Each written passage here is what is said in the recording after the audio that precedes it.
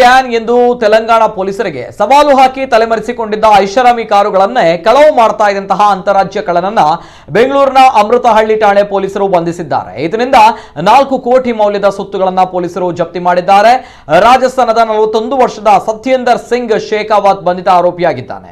ಈತನಿಂದ Toyota Fortuner, ಔಡಿ ಹಾಗೂ ಹೋಂಡಾ Activa scooter, 20 ಕೀಗಳು, ಸ್ವಯಂಚಾಲಿತವಾಗಿ key ಕತ್ತರಿಸಲು ಬಳಸುವ ಸುಮಾರು 2 ಲಕ್ಷ ಮೌಲ್ಯದ ಎಕ್ಸ್ ಹಾರ್ಸ್ ಡಾಲ್ಫಿನ್ ಯಂತ್ರ, 1 charger cable, 1 Airtel dongle, 2 X100 pad, ಜೊತೆಗೆ 1 X tool, 1 VVDI pin key tool, ಇನ್ನು 1 ಚರ್ಮದ ಕೈಚೀಲ, 13 smart key, 1 X tool adapter, 1 ಬಟ್ಟೆಯ ಬ್ಯಾಗ್ ಹಾಗೂ 6 ಮೊಬೈಲ್ಗಳನ್ನು ಜಪ್ತಿ ಮಾಡಲಾಗಿದೆ. ಆರೋಪಿಯ ಬಂಧನದಿಂದ ಬೆಂಗಳೂರಿನ 14, ಹೈದರಾಬಾದ್ನ 5, ರಾಜಸ್ಥಾನದ ಹಾಗೂ ಚೆನ್ನೈನ ತಲಾ 1 ಐಷಾರಾಮಿ ಕಾರು ಕಳವು ಜೊತೆಗೆ 1 ಸ್ಕೂಟರ್ ಕಳವು ಪ್ರಕರಣ ಪತ್ತೆಯಾಗಿದೆ. ಕದ್ದ ಕಾರುಗಳಲ್ಲಿ ರಾಜಸ್ಥಾನಕ್ಕೆ ತೆರಳುತ್ತಾ ಇದ್ದ ಆರೋಪಿ ಅಲ್ಲಿ ಅವುಗಳನ್ನ ಕಡಿಮೆ ಬೆಲೆಗೆ ಮಾರಾಟ ಮಾಡ್ತಾ ಇದ್ದ.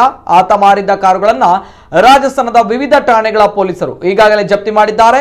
ಆರೋಪಿ 2003ರಿಂದಲೇ ಐಷಾರಾಮಿ ಕಾರುಗಳ ಕಳವು ಮಾಡಲು ಆರಂಭಿಸಿದ್ದ. ಈತನ ವಿರುದ್ಧ ನವದೆಹಲಿ, ಗುಜರಾತ್, ರಾಜಸ್ಥಾನ, ಮಹಾರಾಷ್ಟ್ರ, ದಿಯು, ದಾಮನ್, ತೆಲಂಗಾಣ, ತಮಿಳುನಾಡು ರಾಜ್ಯಗಳಲ್ಲಿ ಪ್ರಕರಣ ದಾಖಲಾಗಿದ್ವು.